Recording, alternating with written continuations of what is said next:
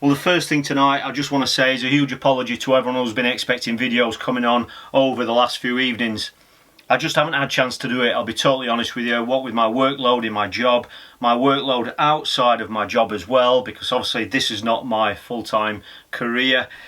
I've been resting this, so I haven't been on the bank for 2 weekends either. So as a lot of you know and long-term subscribers know, I like to try and keep this channel as fresh as I possibly can and innovative in the way that I deliver a lot of the content.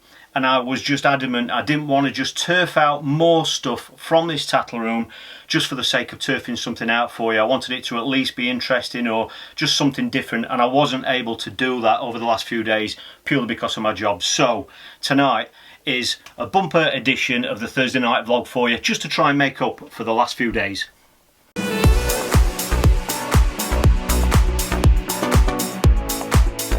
Well, like I've said before, I know that a lot of you out there are just not connected on social media like I am, you know. I just log on to Facebook or Twitter or through the other various media channels, and you just kind of, without going looking for information, it's just there looking at you. So tonight I just want to quickly recap on some of the events that have taken place over the last few days.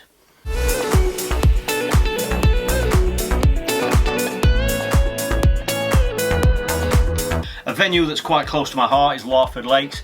They ran their festival a few days ago, and a lot of you will already know the result. I'm not going to go into it in too much detail because I wasn't there and I haven't had a chance to study them, but Andy Power went on to win it. I don't know if it's the first time he's won it or not, but there was some incredible weights, 200 and 300 pound weights. It was just unreal. Everybody knows how good Andy Powers is, you know, and you know that sort of fishing is just outstanding. Some of the days I heard fish were, you know, just cruising about on the top and that sort of thing, so dobbing came into it. And I think, you know, I'm not the only one to say that he's probably one of the best anglers in the country at that sort of fishing. And obviously when the fish did come in to feed late on, he's incredibly good at putting big weights together. So if you're watching Andy, fantastic mate, superb performance, well done mate. The biggie for last week was the Bough Beach International Feeder Festival. I was absolutely gutted to have to back out of that competition, but you know, I was incredibly pleased to get an invite for that. Thank you, Lee, if you're watching. It looked like it was a resounding success, mate, so well done on that, and I hope to see it, whether I'm part of it or not, to continue in future years. I'm sure all the people that took part this year wanted to see it continue as well. It looked fantastic. There were some big weights. Top 3 places, here are the lads. Waco went on to win it. A fantastic performance, mate. Like I say, I haven't seen the big full breakdown of all the weights and things. Like I say, I wasn't there and I just didn't have time to wade through all the results, but I'm sure you deserve it, mate. It's fantastic. Everyone knows how good Waco is. He's just a brilliant all-rounder, simple as that. So I'm sure he's very pleased to have won that, especially in the company that you know, that he was in. Jeff Valens was second. Well done, Jeff. I think, am I right, you were leading going into day 3? I think that was right. It was a weight competition for those of you that didn't know. And then Gaz Lambert, who a lot of you will know from the northern part of England, he's really come on leaps and bounds the last few months or the last year or two. He was obviously part of our team when we went to Italy a few weeks ago, so massive well done to him as well for getting third. Well done, Gaz. It looks a fantastic success from my point of view, and everybody what's commented to me about it, just the PMs about where were you, you know, just that kind of thing, how it fished. Everybody says they'd love to be there again next year, so well done, Lee. Another top job, mate. A big event that took place probably 2 weeks ago now was the Feeder Masters Super League. It's only its 2nd year, and I'm sure a lot of you have seen the results anyway, because like I said, this is a little bit of a late update for you, but there were a lot of you out there that aren't aware of this. Ringer Baits went on to win it again for the 2nd year running. They've won it the first 2 years. I mean, what can I say about that team, you know? There's nothing I can tell you what you don't already know about that side. The interesting thing for me was that, you know, the international scene and the feeder setup has been something that I've obviously kind of been part of since day one. You know, I went on the very first England feeder trial, which was, I don't know how many years ago now, but I went on that, even though I obviously wasn't selected or anything like that. I was obviously there at that trial, and I've kind of got to know a lot about those anglers in that setup. And I remember when that first team was announced, you know, we've talked about it before, but I remember when that first team was announced, and there was 1 or 2 names in that squad, in that team, that were going to head off to the World Championships, who obviously, you know, as you always expect, there's going to be some criticism, you know, and people say, oh, he doesn't really fish that sort of venue, and all that sort of stuff. Let's face it, this Super League, you know, it's run on a variety of venues. They're not all commercials, they're not all naturals, and it just shows again that I think I'm right in saying that Ringer Baits didn't win a single round you know, but it obviously goes to show that by winning the overall league, it just shows how consistent they've been. Superb team. And like I say, again, because my time has been really limited recently, I haven't had a chance to study the details too much. Like I say, obviously by choice I would have been there taking part in it, but I think I'm right in saying that Preston Telford steamed it as well, right into second place on the last round as well, to take second place overall in that league. So massive well done to those lads. And I haven't heard anybody say this yet. I'm sure one or two people have thought it, but I've certainly thought it. But if I put these two teams next to each other, that's pretty much the England feeder team, isn't it? Well, even though I haven't had a chance to get out on the bank fishing myself over the last 2 weekends, a lot of you will already know, certainly from my video a few days ago, there was the Pennine Championship at Danflash Reservoir. It's near my home in Sheffield. On that Sunday I got the opportunity to break off doing a bit of work, and I had a run up to Danflash. My good mate Martin Edis was fishing up there, and one or two of the other lads that I'm sure a lot of you already know anyway. So I took a bit of time out just to have a run up there, and obviously I took the cameras up with me. So here is a sneaky peek of how that match panned out. Well, today is the annual Pennine Championship at Danflash Reservoir. Because you're acting like a volcano, tending to be my savior. Nothing you do can save us. It's a Sunday. I've just broken off doing some work. This is my second weekend without a match or anything.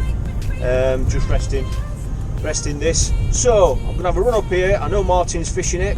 One or two of the other lads that I know are fishing it. I haven't seen a list of anglers actually who's actually entered. I think there are about 54 names booked on the match today, but like I said, I don't know how many's turned up and that sort of thing. So I'm gonna have a run up there now before that rain comes and just find out if they're catching. Too soon to say I'm fine. Predictions. A few people have asked me what, you know, where I would want to draw and how I would fish it if I was coming up here. Like I said, I've probably only fished this competition. I think I've only fished it once ever. It's an annual competition. Where would I want to fish? I was up here a few days ago. I watched Martin practicing. I think the most consistent place is the bus stop section. So like I said, I don't know who's drawn there now, but I will pull up there and give you a quick look at what that section's like. I think that's going to be the one where the winner will come from, I'll be honest. I think on the plantation side, which I've heard is where Martin's drawn, I think that's steady for a few fish. I think you'll catch a few fish there, you know, probably 15 pound, that sort of weight. I think one of our patrons, Mark Deacon, is somewhere there. I've seen a photograph on Facebook that he's put on, and it looks like he's on the edge of the quarry.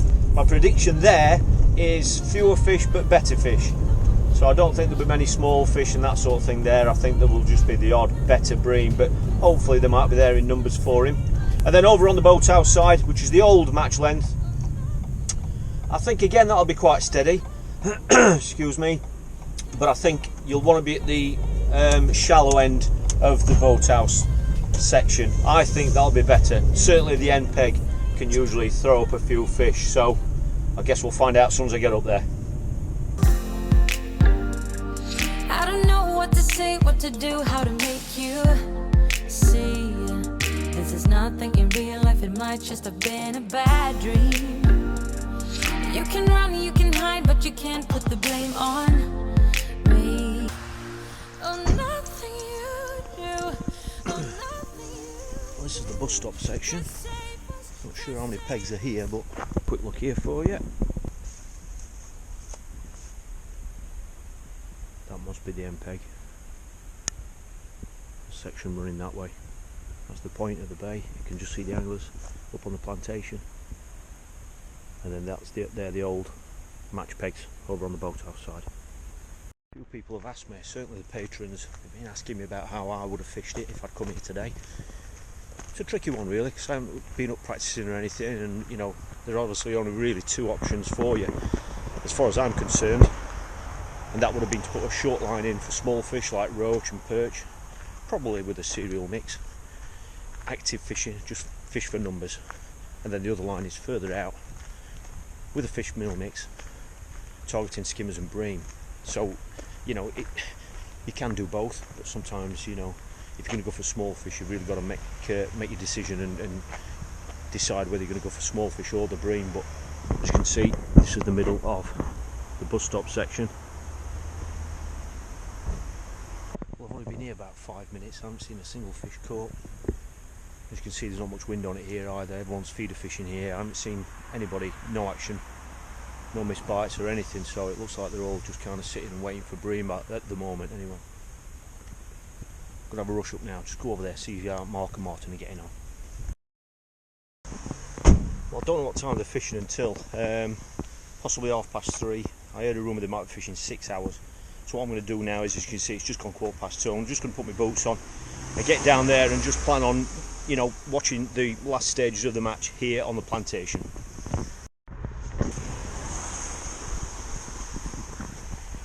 Always gets busy up here on a Sunday, as you can imagine. Loads of walkers and joggers and cyclists. Like I said, this path, what they put all the way around now, you can't fault them for using it. They've done a cracking job. Might just have been a bad dream. You can run, you can hide, but you can't put the blame on me. Really deep water here, bang opposite to the old match length. Looks like there's just one section over there. 1 or 2 small fish topping. If there were going to be any bigger bream caught, I'd expect them coming from here today. But let's just see if they're catching further up towards the neck end where it gets shallower. There's Mark Deakin, one of our patrons. Looks like this lad here's got one on. Lovely bream.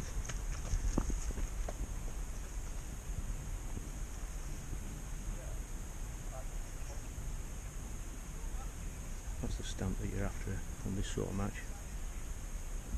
I expect about £25 winning today, so it'll be interesting to see what ends up being caught. Like I said, this is the area where I'd expect fewer fish to come from, but they'd be that size and bigger, you know, possibly up to £4 or £5, but not as many small fish here. And like I say, it's deep water. Now we're done. You get dressed, I look a mess, and you tell me to confess, and you tell me to confess. Oh, I don't know what to say, what to do, how to make. Well, it's very, very quiet. We've hardly seen a fish caught. This is Kev, one of our loyal subscribers and patrons. He's been up here about an hour and a half behind Martin. Have you got much to report? No, not really, mate. It's very quiet all the way around, I think, personally. You've seen a few small fish topping, haven't you? But yeah, I did. There's a few fish topping, but there seems to be anything coming out on bottom. no, it's very quiet. Martin just can't get a bite. I think he's got 3 fish and he caught them early on. He's not had a bite on a short line where he's gone for a roach and that. He's just not even had a bite on it. That's the same mix, same depth and everything that he caught when he was here practicing. But this is obviously the end of the plantation. We've heard there's a couple of decent fish caught just round that corner somewhere. Other than that, all these lads are struggling right the way through. Yeah, The lad that I filmed catching a bream on my walk up here, I've seen him net another fish, so he must be doing alright. And the lad 2 down from Martin, we've heard he's got quite a few small fish as well. Casting shorter than Martin, but would you still be here? Would you be in the pub now, or would you have done something different by now? I'd have stuck it out, mate. Sat for bream? Yeah. Yeah, we think that's what, well, I've just had a word with Martin, that's what he's doing now. He's just resting that long line. He's just gone on a short line, he's not getting any bites on it, but he's just resting that long line. There's just over an hour to go. Well, I can't believe he's not even had a sign on that short line. It just shows that there's either some depths or areas where there just aren't any fish feeding. He's not getting any liners. I've just been there 25 minutes and I haven't seen a fish caught. I haven't even seen anyone strike. Unreal how places like this can switch off in matches. I mean, just look at the size of it. It's massive water. And it's deep as well. You'd think if any sort of venue was going to respond to a bit of pressure, to be a venue like this, but we did have some rain overnight, which may have affected it, but I'm sure there'll still be some pockets of fish caught somewhere around the reservoir. Well, we're here with Mark. I found him, he's on peg 16, one of our loyal patrons, and he's got a few fish. What, you got, £5, £6? £6, £7 he's admitting to, so we'll find out if he's telling the truth or not in a bit, won't we? He's got a couple of bream. Yeah, he's got a few fish. He's right on the edge of the quarry here, as you can tell. You you can see through those branches. This is where it starts to really get deep here, going to the right where I filmed that video. And you can see he's not casting very far there, but let's see how deep it is. This is right on the edge of the quarry, so I'm expecting quite a decent count. There we go, just hit bottom. Plenty of depth there. He's had some pike trouble as well, hasn't he? It is expected up here when you're on fish, you know. Pike can obviously be a problem. It's just natural water fishing, that's what happens. So he's lost a few fish to that. Hopefully not going to cost him anything, but there's an hour left, so still right in it, right in it.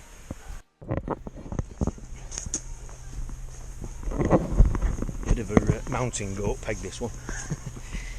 He's got 6 fish, 6-7 pounder fish, so I think he's doing quite well in this section. He was told we were actually fishing till 3 o'clock, so he's measured his bait and everything, not knowing there was another hour to go, so he's just chopping some more worms now. But that's interesting that he's caught all his fish on a short line, only 25 turns. But having said that, he's got about 12 or 15 seconds of depth there, so it shows that they are in that deeper water. Just going to head back to Martin now, just see if he's had any response while I've been gone.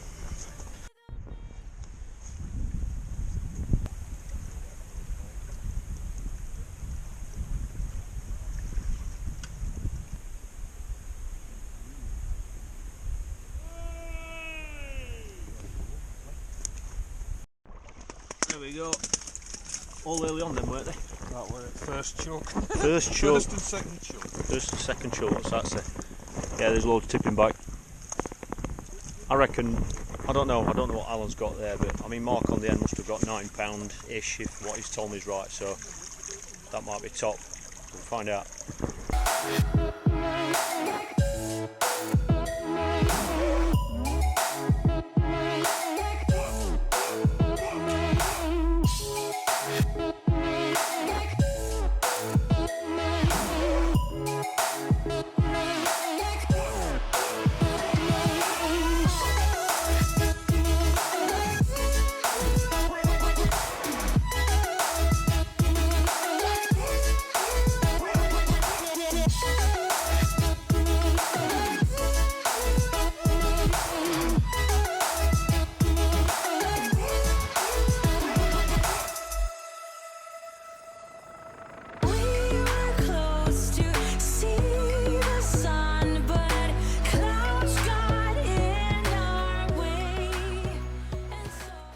Well, that's certainly fished harder than what I expected anyway. Just thought I'd show you this while I'm here. Some of you may recognise is where I shot the old Quarry bream video. I think the water level is about the same, but as you can see, this is the old quarry. The last peg today has been just round that point, just round there. That's weighed 14 pound on that end peg today, all skimmers. As you can see, probably tell by the steepness of this bank and the material, this is the old quarry. This is where I shot that video, where it goes off to, I think I stood just where it starts to level out a little bit, is where I actually sat in that video, and I went out to 50 metres, I think it was. I got a depth of 12 metres, you know, really deep water, and it looks like, well, certainly on this section, that has been the place to be, down in this deeper water. You'll see from the wayboard that as it got shallower, going up to where the shallows are, up in the neck end, the weights have just gone the further up there you've got. But I mean, just look how nice it looks now. That wind's dropped. Stunning venue. I don't know what to say, what to do, how to make you see. This is nothing in real life, it might just have been a bad dream. You can run, you can hide, but you can't put the blame on me. I really wish I'd spent the whole day up there. Obviously, I'd always prefer to be fishing, but when it's on such a large reservoir like that, it's hard to get a good picture about how it's fishing across the 3 different banks, because obviously they're all spread out. I was on my own up there, and obviously, I went up there to see Martin and just kind of have a look how it was fishing. I've always only fished the event once before in my life, and Rich Wilson went on to win it. I think he had 31 pounds, absolutely fantastic, Rich. I'm sure a lot of you know Rich. I fished with him in the Sheffield Juniors team. Yeah, that's how old he is. Yeah, I think I've only seen him about once or twice since those days, even though I think he's still living in Sheffield, but he's gone on to have, you know, he's had some fantastic results, you know. I think he even had a spell fishing for Barnsley Blacks at one stage, so that tells you how good he is. He was second in the Underbank Championship, which is a kind of sister reservoir to Dan Flask if you're in this area. So he was second in that Underbank Championship a few weeks ago, which I know he was a little bit gutted about not winning, so I'm sure this is icing on the cake for him. And I believe he did it from the bus stop section, which was the section that that many of us fancied to win that contest anyway. So massive well done, Rich, if you're watching, mate. Superb performance, well done, mate.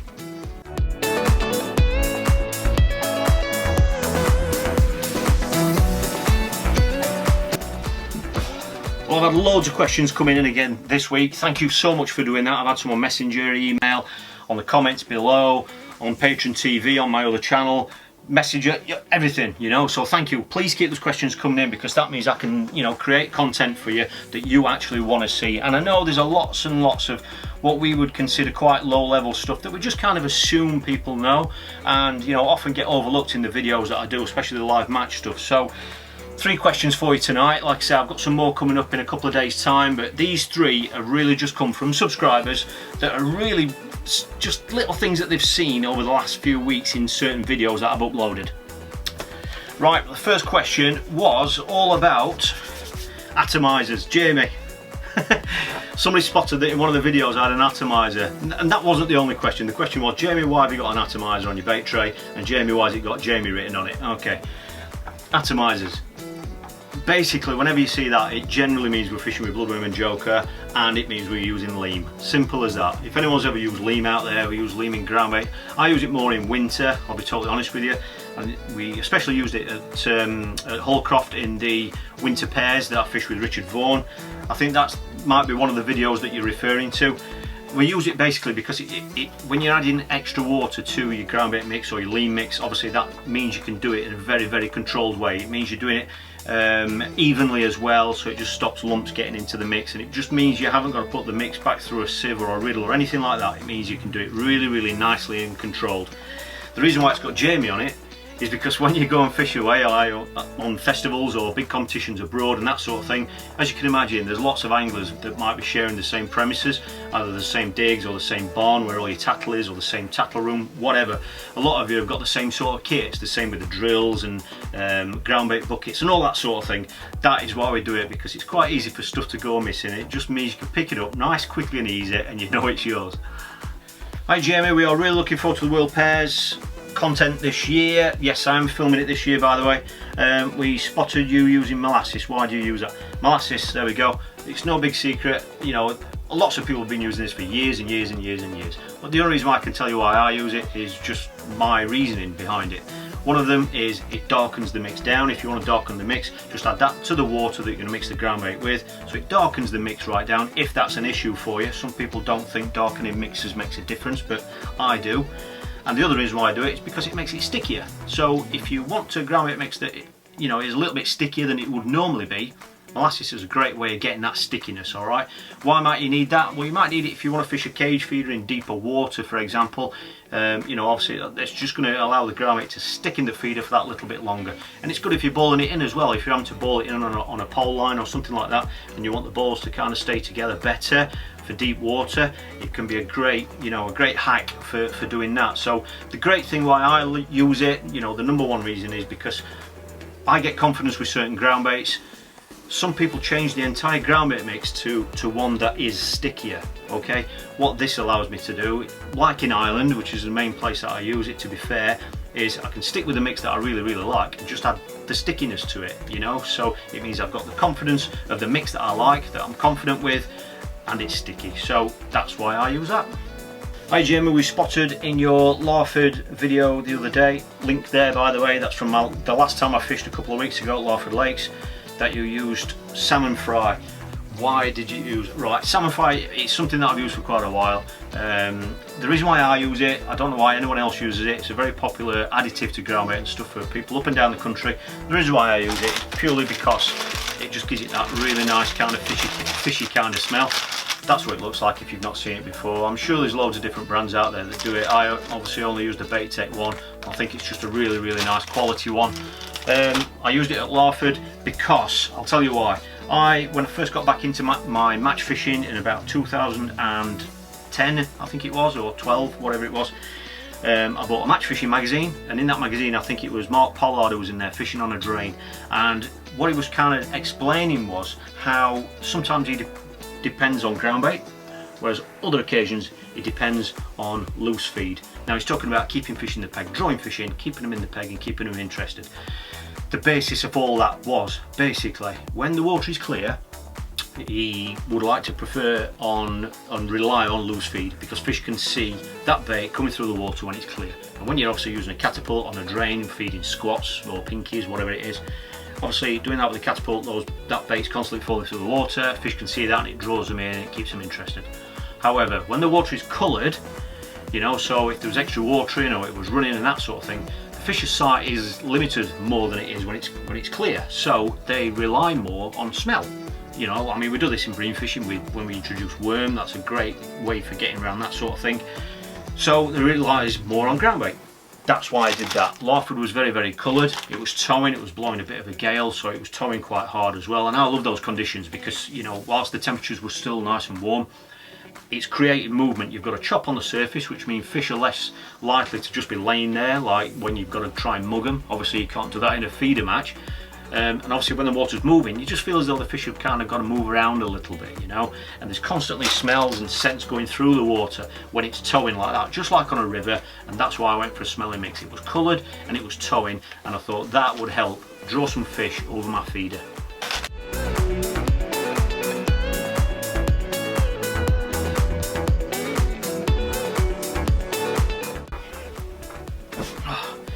Had a delivery today. One of the things I've been asked about a few times now, and it's really quite flattering as regards this channel and the people's relationship with this channel, is I got asked about merchandise. I know there's a few people out there that watch these videos and drive them, you know, drive their wives and girlfriends mad because they're forever watching them and all that sort of stuff. And I get loads of different messages about merchandise, gifts and that sort of thing. So why not? I've got the option to do it through broadband TV and the setup that I'm involved in. I thought, why not? I know a few of you have already asked about these, so there we go. This is the grand opening. It was only delivered today. Look at that. It was only delivered today. You're getting the first view at that. A lovely mug. Obviously branded with a Catch Fishing channel. I know a few people have been asking about them, so there you go. They are going to be available very soon. That has arrived from the store itself. I just tested it out, as you'd expect I've got to do. I tested it out and that's arrived in 4 days, I think it was. So the system works, it's all there, it's all set up, the pricing's set up. The only thing I need to do is just populate with some nice pretty pictures and images the actual online store itself. So to those people who have asked, yes, the mugs are available, yes, they're all like the drinks holders for keeping your hot drinks warm as well. There's even a water bottle in there, all branded. So for those people that have asked, yes, it's definitely on its way. I've just got to put a few pretty pictures on the website and then I'll start putting the link right up there for you as soon as it can go live. Well, I saw something this week on Facebook that just kind of reminded me again about how quick things are going again. I'm going to be promoting local venues a little bit more this year, purely because, especially through the winter time when it slows down a little bit, it's purely because, you know, a lot of the venues that I go to, people ask me all the time, do you not fish a match unless you've gone 100 miles? And I've got to admit, it does feel like that a lot of the time, but that's purely because the venues that I fish and the competitions that I compete in and qualifiers and all that sort of stuff, that's just where they are. You know, if I lived in the Midlands, it wouldn't be like that because that's where there's a lot more of those types of venues. But there are so many venues that are local to me, both commercial ones and natural ones, rivers and lakes, and I'm going to be promoting them a little bit more going through the winter months when my matches and stuff slows down a little bit. I want to be delivering some fresh content to you because when I'm going on these journeys I'm passing so many nice venues that I know a lot of you guys are fishing. I know you're fishing them, you know, and that's why a lot of people like to watch these videos because I'm going on venues that you're not. but I know about a lot of the venues that you're fishing and I enjoy fishing them. So one of the venues that is possibly one of the closest to me is Aston Park Fisheries. The reason why I'm bringing this up is because, believe it or not, they have just announced the dates of their winter league. I think it's fantastic when fisheries, I know I'm not singling them out by any means, the reason why I'm highlighting it is because I just want to tell you about it.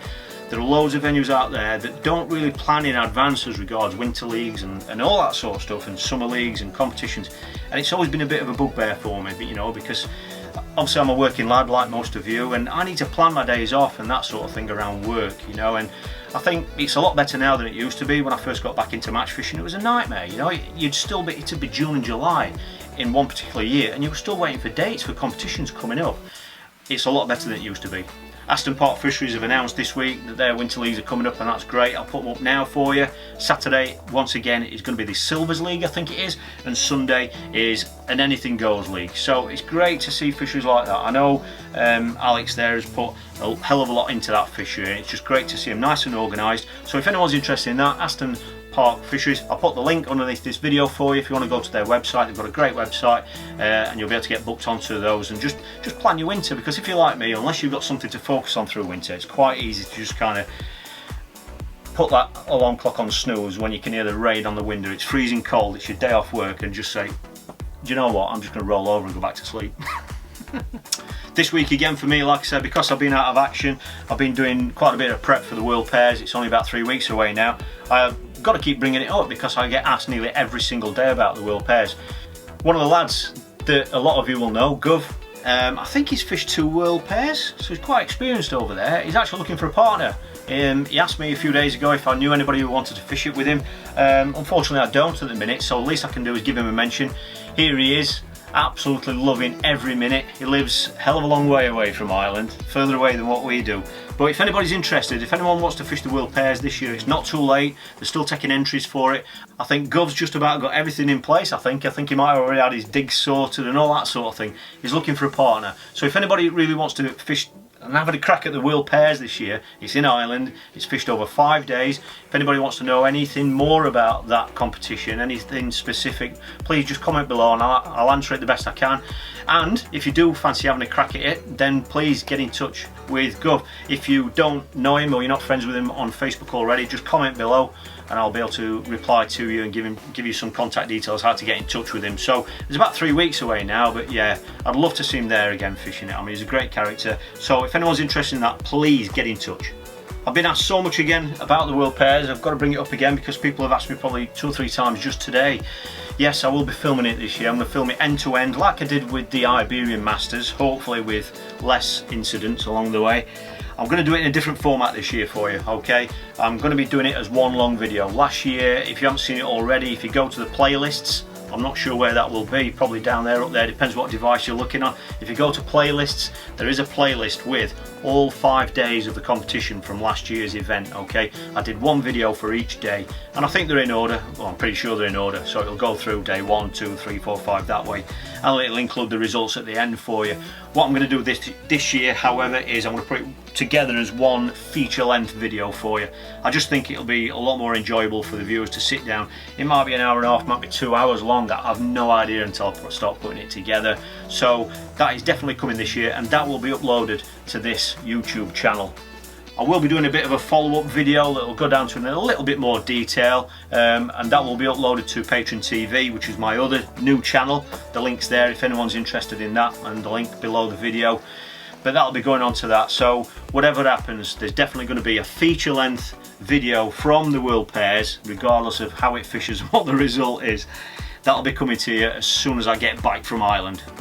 Well, once again, a huge apology for not uploading anything over the last few days. You know, it's just, you know, like I said, unfortunately, this isn't my full-time job. So, you know, other things in life can get in the way sometimes, and unfortunately it has done. I hope you've enjoyed tonight. It's just a bit of a touch base with you. It's a bit of a feature-length video. I know it is a long one tonight, but I'm just trying to make up for the other, you know, the last few days for you. Hope you've all had a fantastic week. I hope you found the content interesting. If you haven't subscribed already, please click subscribe. That way you'll be kept in the loop with all future videos. And I'm going to be bringing you more news kind of update videos as well, like I did at the beginning of this one.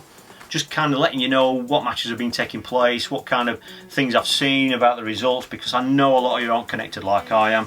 So I'll be bringing you more videos like that every week. As I see them on social media, I'll be able to deliver them to you in this sort of format. So thanks for watching. Get subscribed if you haven't already, and if you want some really in-depth videos about, you know, some of the decision making, the watercraft kind of decisions that you make in a match, and why did you do this, why did you do that, they're not fancy videos, but they're very detailed. They are over on my other channel, Patron TV, so check that out. The link is directly below if you're interested in that. So thanks for your patience over the last few nights. I really appreciate you just hanging in there. I'll be delivering more content to you as soon as I possibly can. Like I say, unfortunately, because this is not my full-time job, life and things just get in the way sometimes. So have a fantastic weekend. I'm hoping to be fishing a match on Sunday, and I'm sure I'll be seeing some of you there. Just have a fantastic weekend, whatever you're up to. I hope you catch loads of fish. Thanks for watching, really appreciate it, and I'll see you in a couple of days.